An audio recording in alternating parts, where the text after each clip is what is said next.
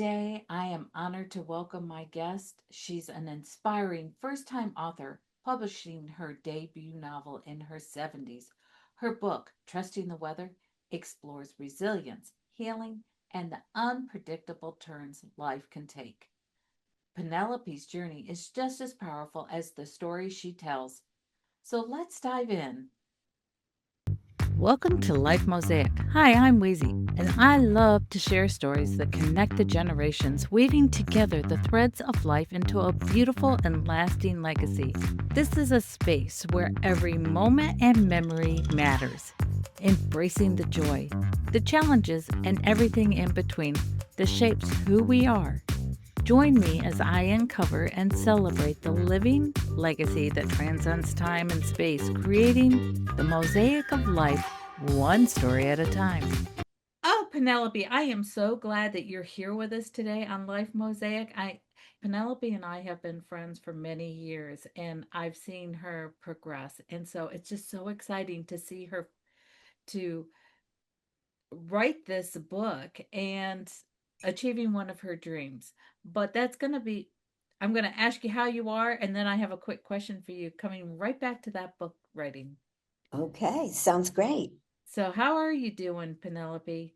I'm great. Thank you so much for inviting me here today. And this is my first experience with podcasts, so I'm very excited. I've just returned from a book tour in Vermont, and that just so happens to be the location of my story, Trusting the Weather. Awesome. I know that you moved here to the Carolinas from Vermont, correct? That is correct. It's been about, oh my gosh, over 20 years now. I can't believe it. You and I have known each other for quite a few of those 20 years. Yes, you bet. Well, I'm just so happy and pleased for you because you've always been one of my favorite people. You always exude enthusiasm, and I'm just really happy that you've been able to achieve this. And with that being said,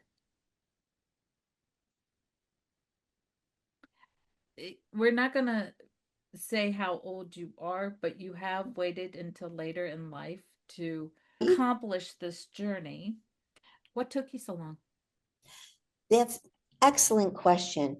From when I was a little girl, I always loved to write. I'll never forget the first poem I wrote when my grandfather died. And I made all the family get around together so I could recite this poem to him. I don't know how they tolerated it, but they did. It was something that I wasn't really encouraged to do in my time of growing up. When you thought about going to college and so on, the guidance counselor would say, well, do you really? And then they'd say, it could be a teacher or a nurse, or how about a secretary?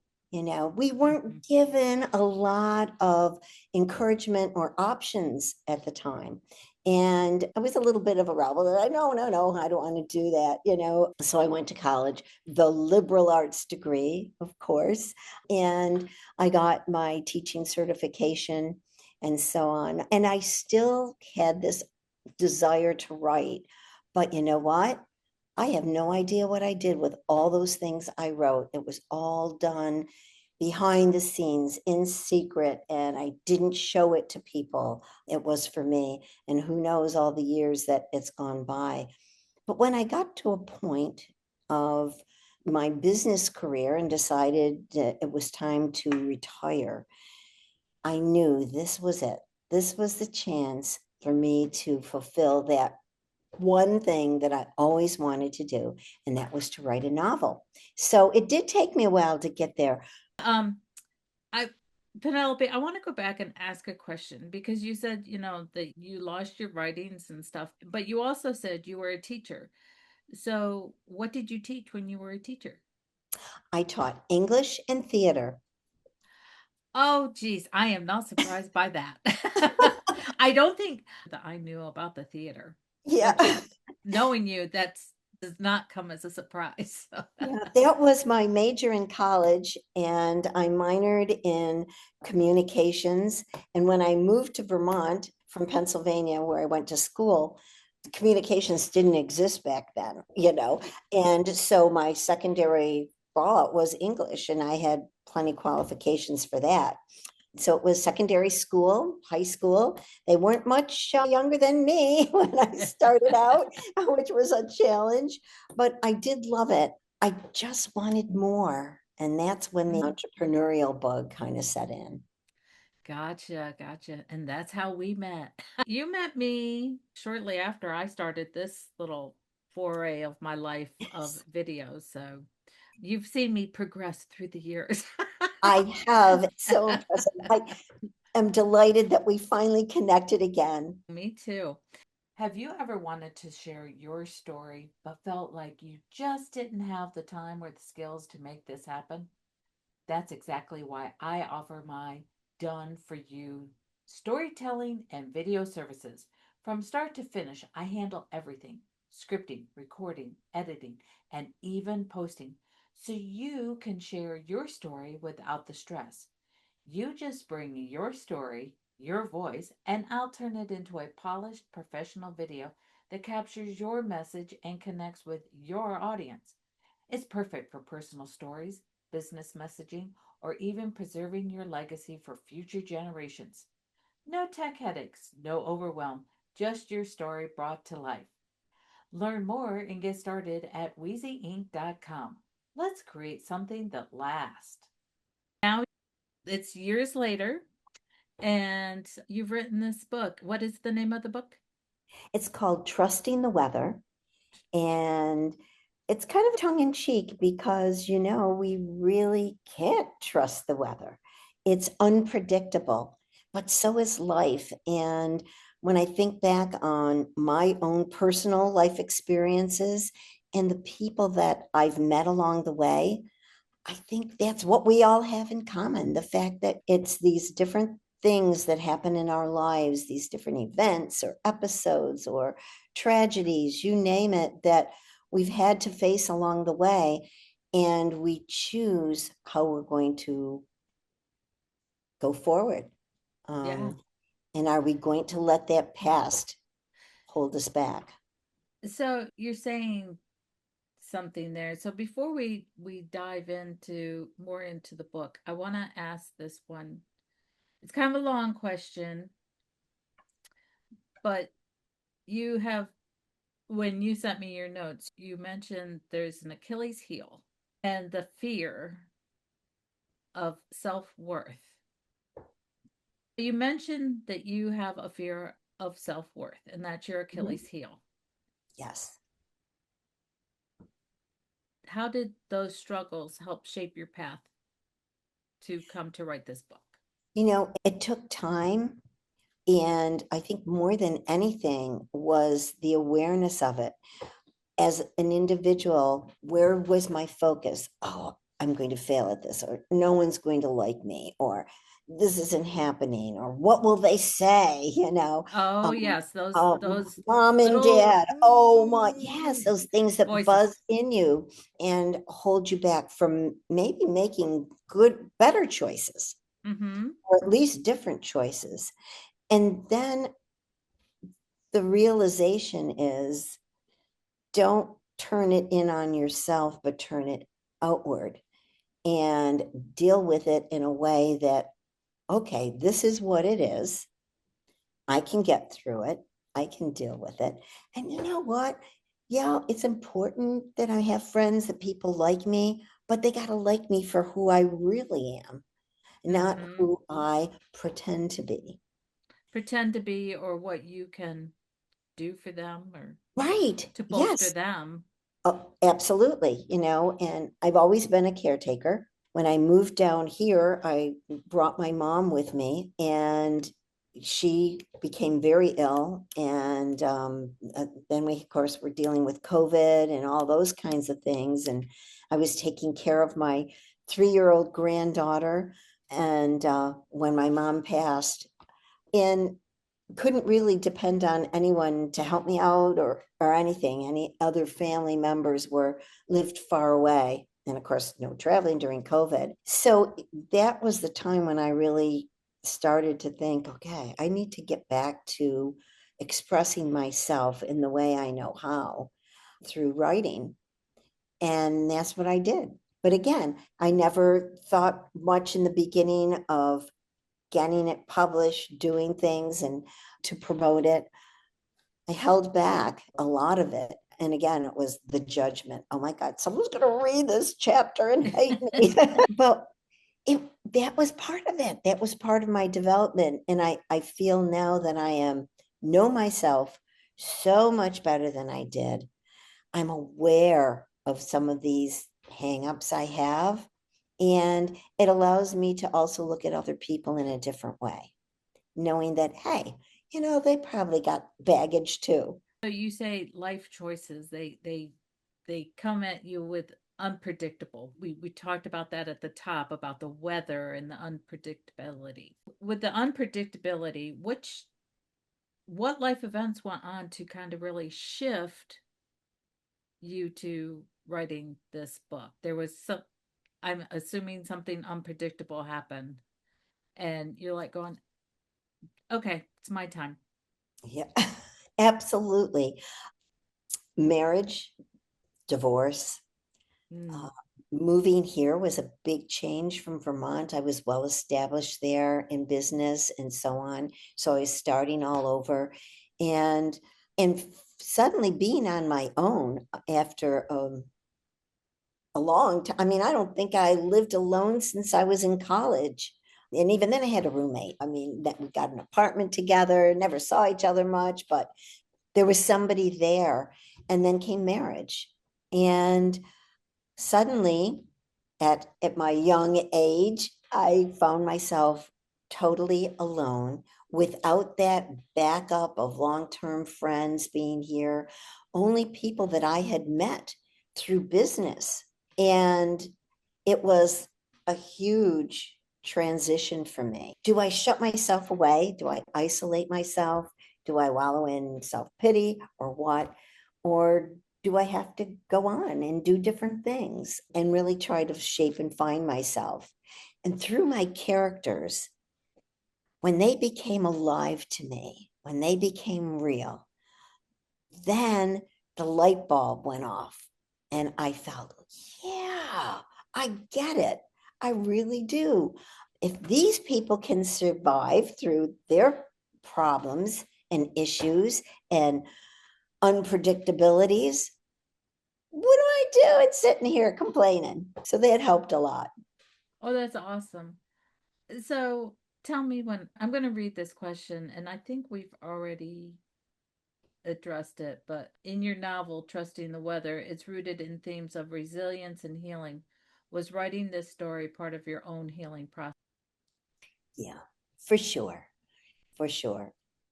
The funny thing about it, Weezy, is at the time, I didn't really realize that it was part of my healing process. Again, it just, I'm sure somewhere in my subconscious, that existed, but it wasn't until I started really developing the characters and saw them as people trying to get through things that have happened in their life. A lot of it has to do with how we manage our past, Mm. and it can cripple us. It can destroy relations. It can make us feel even more insecure, more afraid. We can try to hang on to those things in desperation, even though they didn't make us happy necessarily, but it was what we knew. Yeah, that familiar. It's Yeah. like, well, I instead of being alone, I'd rather live with the Yes. familiar Oh my gosh, or deal with the absolutely. familiar because I know what's going on. I know what to expect instead of taking that bold step to push beyond. And it's kind of funny, but who are we to think that, oh, we can't make mistakes, or I think how that was we, something our generation came up yes, with because thank good that's one of the good things that came out of COVID I is think so too. this is was starting to push more towards the authentic. So much stuff just kind of so much of that veil of perfectionism just kind of crumbled It did. with all of that. It did.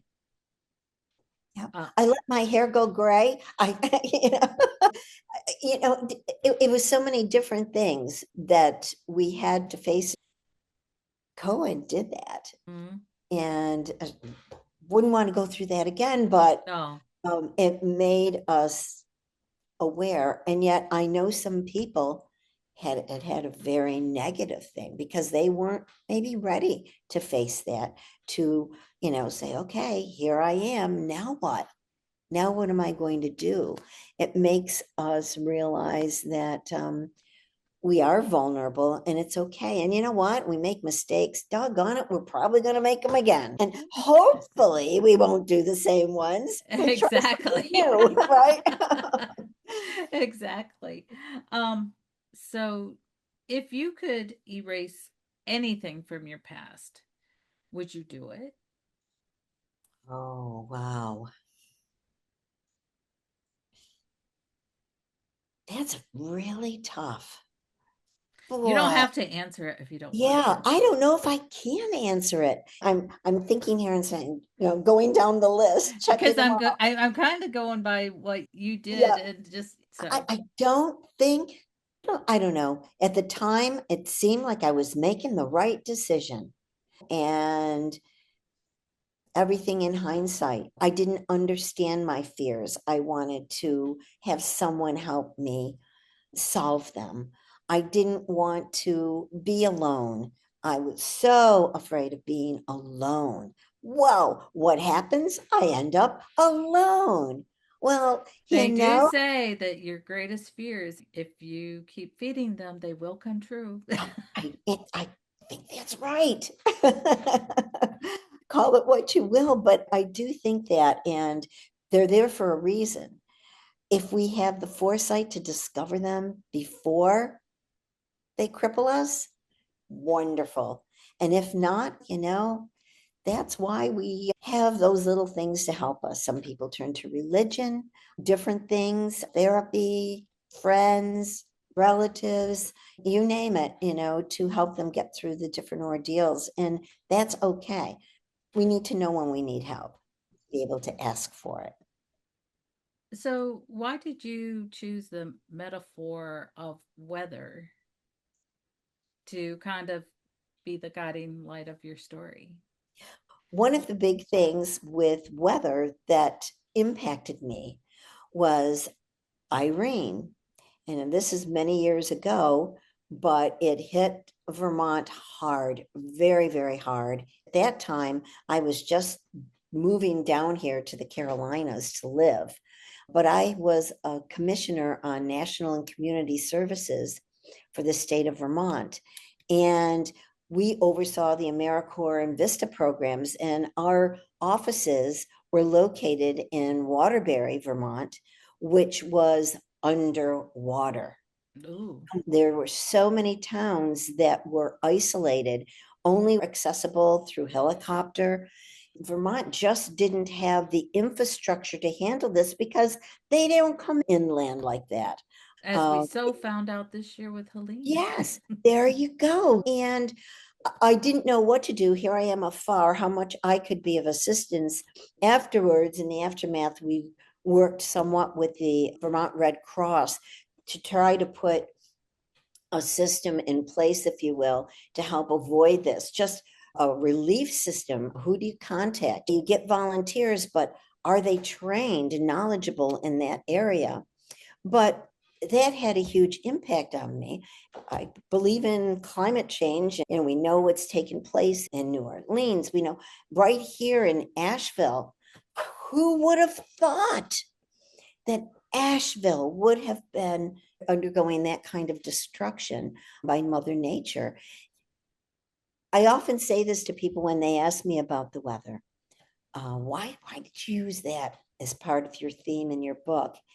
And I bet most of us can honestly say that not a day goes by that we check the weather, we greet someone about the weather, we talk about the weather, we think about the weather, we dress for the weather.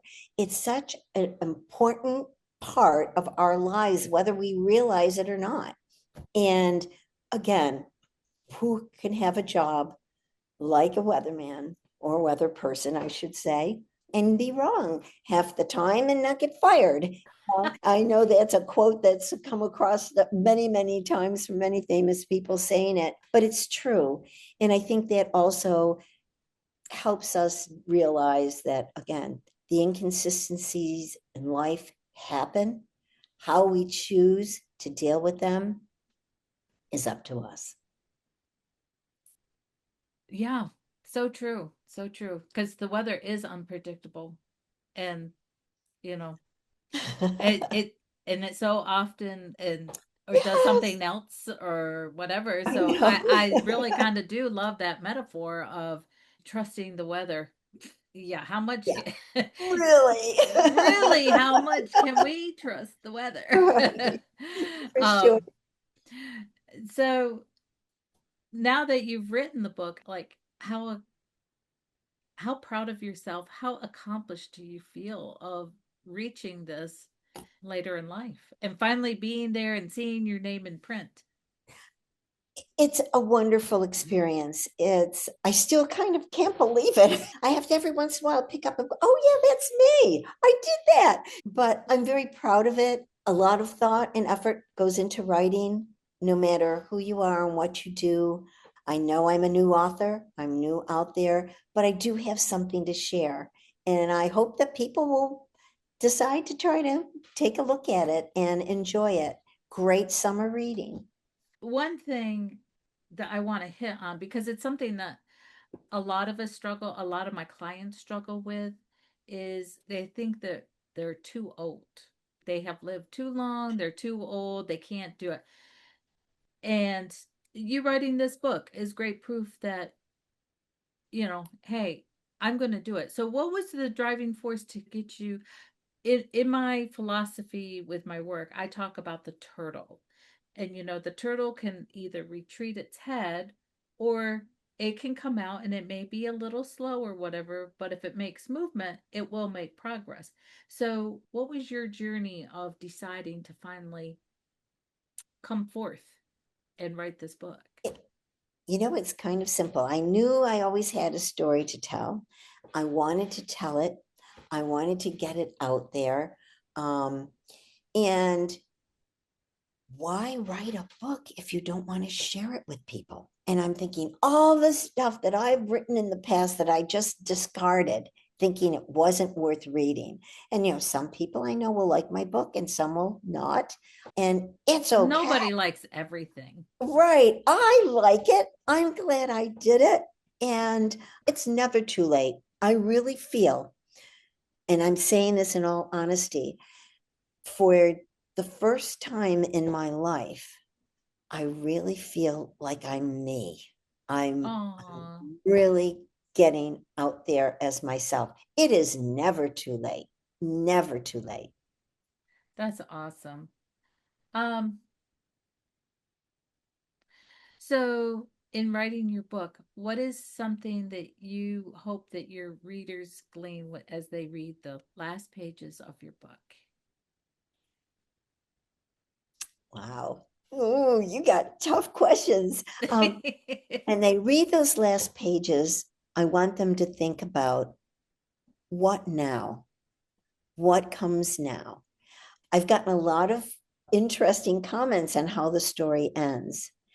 And I want people to think that my main character and the people that she's reached out to and have entered into her life on her new journey will be there and will move forward with her and have all kinds of possibilities. So, Penelope, we have talked about this book, we've teased about this book.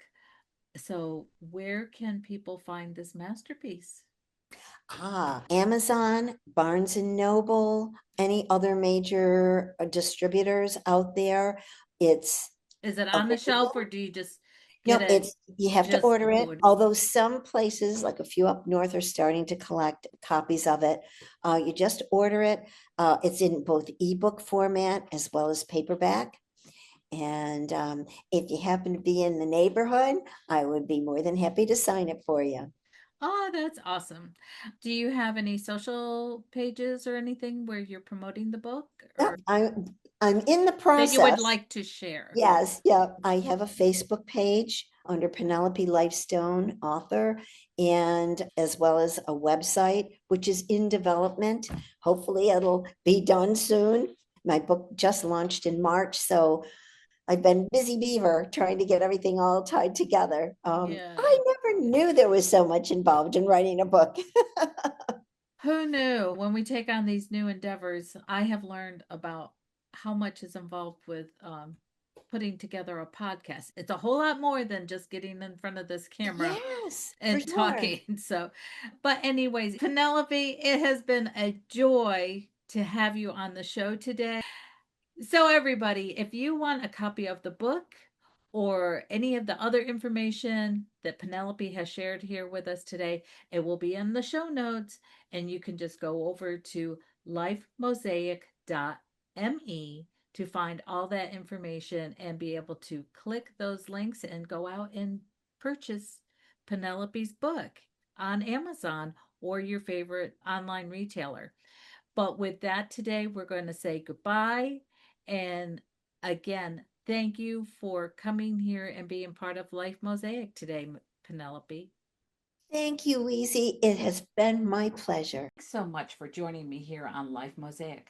I love having you along for the journey, whether you're listening on Podbean, Apple, Spotify, or your favorite podcast app, or maybe you're watching on YouTube. You can always connect with me on Facebook, Instagram, and Substack. Just check out the show notes for all my handles under Lights, Camera, Wheezy. And don't forget to subscribe wherever you listen or right here on YouTube and keep adding beautiful pieces to your life mosaic. See you soon.